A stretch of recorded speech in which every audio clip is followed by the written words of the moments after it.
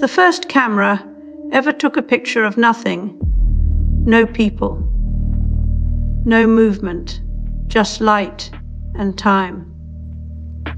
Yet we look at it now and see history in its stillness. Roland Barthes called this power that has been the idea that photography captures reality, not as illusion, but as evidence. It's not about what you see, but proof that something once was.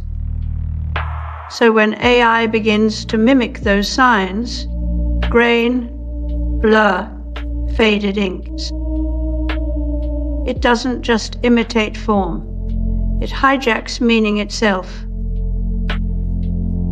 The market is selling a lie we believe in, that something old must be true. You can now buy plugins to make your photos look vintage, or AI tools that give text the appearance of a human hand. It's not just about aesthetics. It's about trust, authority, and value. We are paying to simulate history, so we don't have to remember it. And in doing so, we create a world where memory itself is no longer personal, but transactional.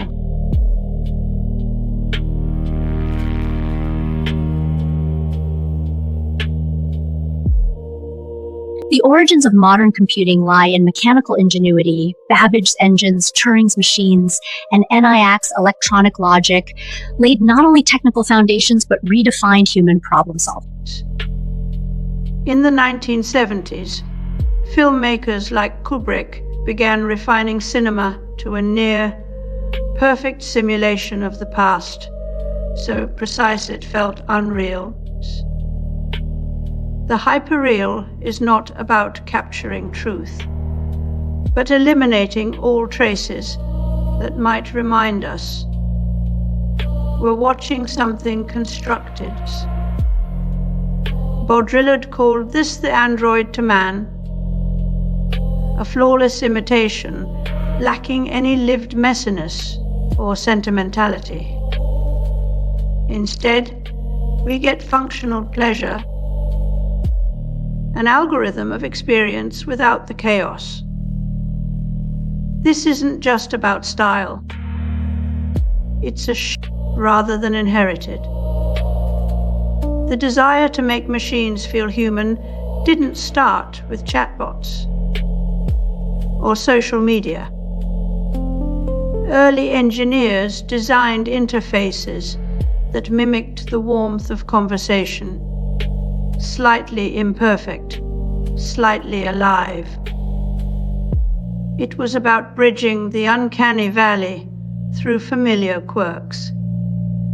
Today's AI parrots this behavior in real time. Typing mistakes, emoji overuse, deliberate casualness to trick us into thinking it's one of us. What hasn't changed is how we project our emotional needs onto these systems.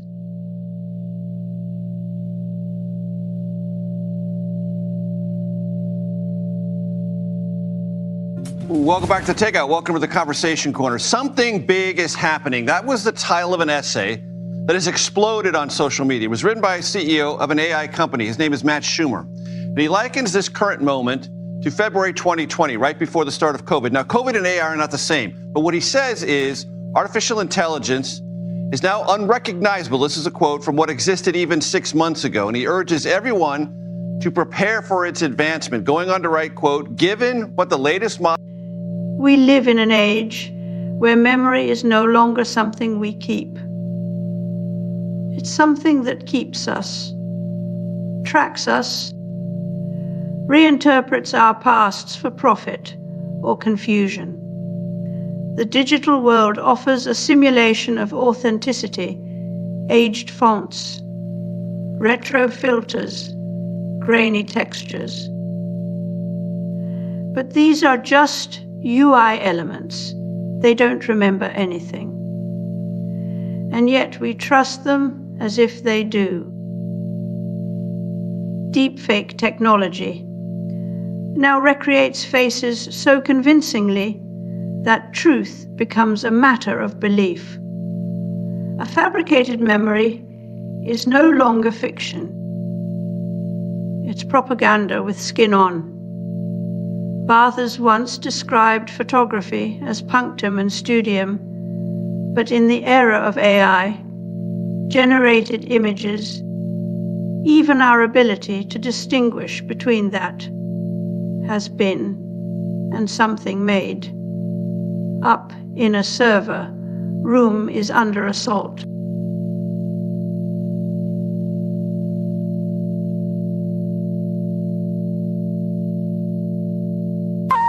This electronic oscillation can then be shown. It forms a wave pattern. We've built algorithms that can mimic handwriting, voice, even grief. AA apps now let you write letters as your deceased mother or replay voicemails from a father who's been gone for years. These tools promise comfort, not deception, but they blur the line between memory and fabrication. When we simulate someone's presence to fill emotional voids, are we honoring them or replacing them? The past is no longer just remembered, it's reassembled in code. In a world where fakeness is standard issue, authenticity becomes the luxury good.